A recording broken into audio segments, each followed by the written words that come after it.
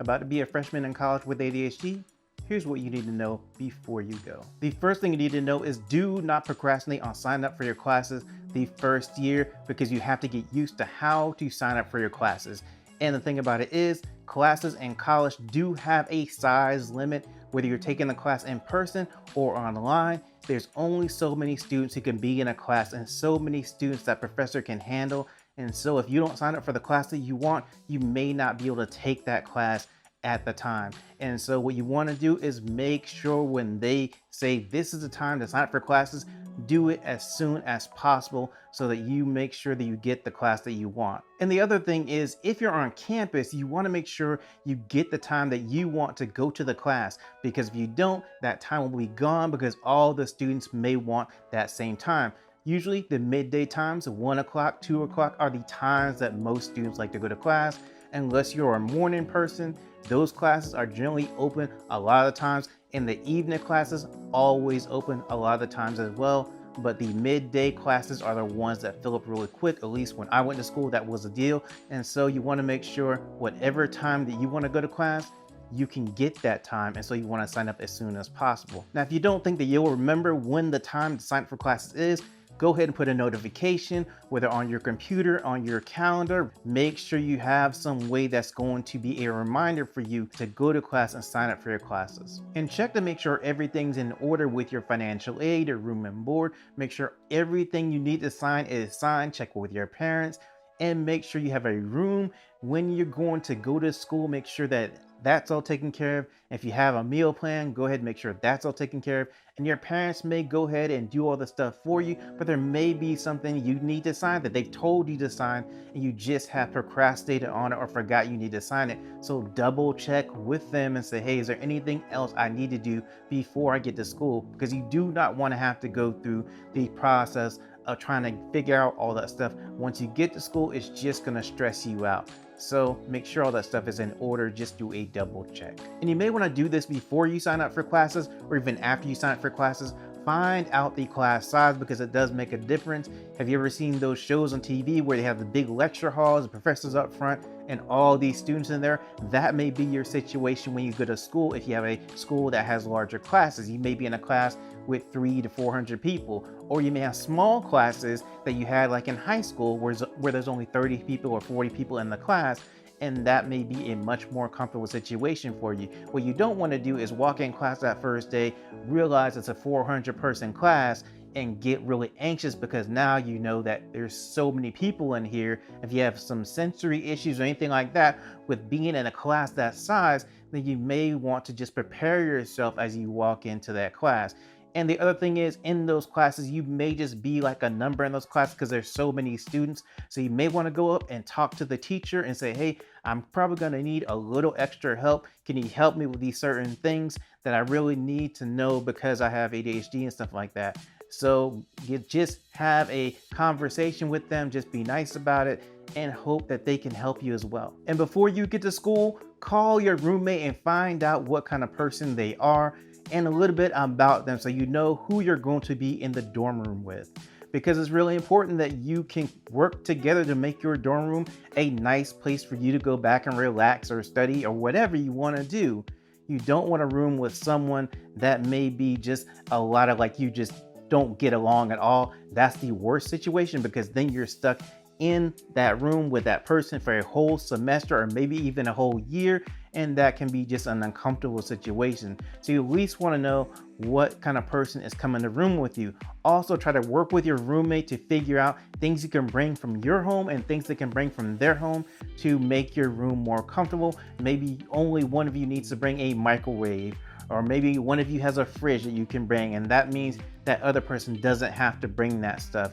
It's just going to make it a lot easier to when you get there to set up your room and make it a nice atmosphere for you and your roommate. And sometime before school, you want to make sure that you go shopping and get the things that you need to take with you to college to make yourself have a good experience at college. Now, your parents may have a list of things that are essential that you need to absolutely have, that they know that you need, that they're going to buy for you as well. But you want to make sure everything that you need has been bought and you know that it can be packed up and there's nothing else that you might need that you have forgotten about. So go ahead, do a brainstorm and try to figure out, is there anything else you need? Now, once you get to college, you can go out and buy things. It just makes it a lot easier if you know you have all the things or even most of the things that you need before you get to school. Now, something else you're going to need is books for your classes. These things are expensive, and so you want to make sure that you do have the books for your class, but just know that you're gonna pay a lot of money for these things.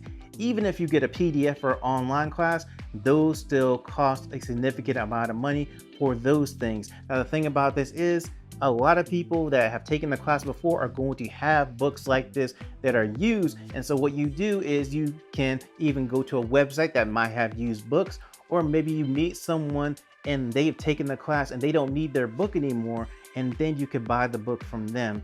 But the thing about it is, you're going to have a lot of books from your classes and you're not going to read all of this book anyway, and you're only going to use it just for the test that they make you take for your classes and quizzes and stuff. And then once you're done with the class, you may not need this at all. Now, if you do try to sell it back to the school, you're going to be disappointed because they don't pay a whole lot of money for these books. They pay you a very little amount of money, and you're going to be kind of shocked when you try to go back and try to sell this to the school. So you're better off trying to sell it to someone that needs the class, that needs a book for the class, and they're about to take the class when you're going to try to get rid of this thing. Now, if you do want to keep the book, that's fine, keep it. But I'm just giving you the whole gist of how books work in college. And you will have a few days once you get to college before your classes.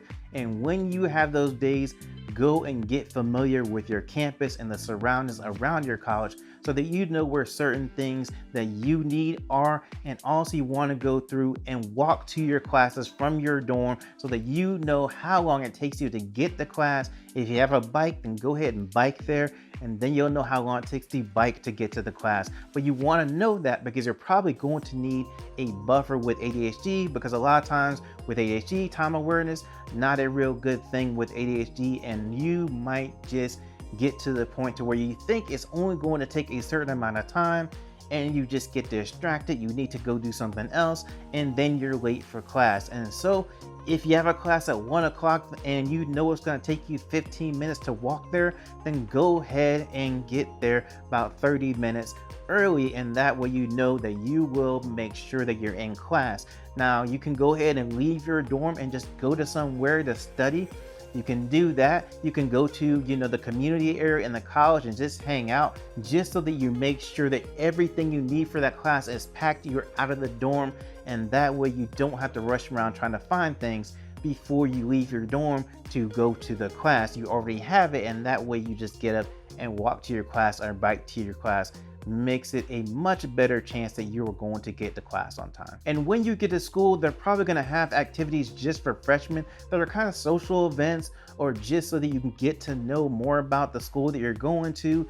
And those things are really good to go to because you might meet some people that are really cool that you may want to hang out with later, or just going to be in your class as well. And that's always good to find people that you want to hang out with. But also you can just find out more things about maybe clubs that are going on campus, like where the parties are, if you like to party and everything like that, or football games or basketball games, anything that you have an interest in, then you can go ahead and kind of just feel it out on the campus before the classes start, because you're going to have time, and they're probably going to be things leading all the way up to your first day in class that you can just go to and figure things out a little bit as you do your first year of college. And while it can be cool to do all these things, all these extracurricular activities, and get really involved in them and enjoy them, just make sure you're not doing those things over actually doing your classwork and passing your classes, because I've seen it before where people just get involved in a lot of extracurricular stuff and they fail their classes, and you don't want that to happen to you.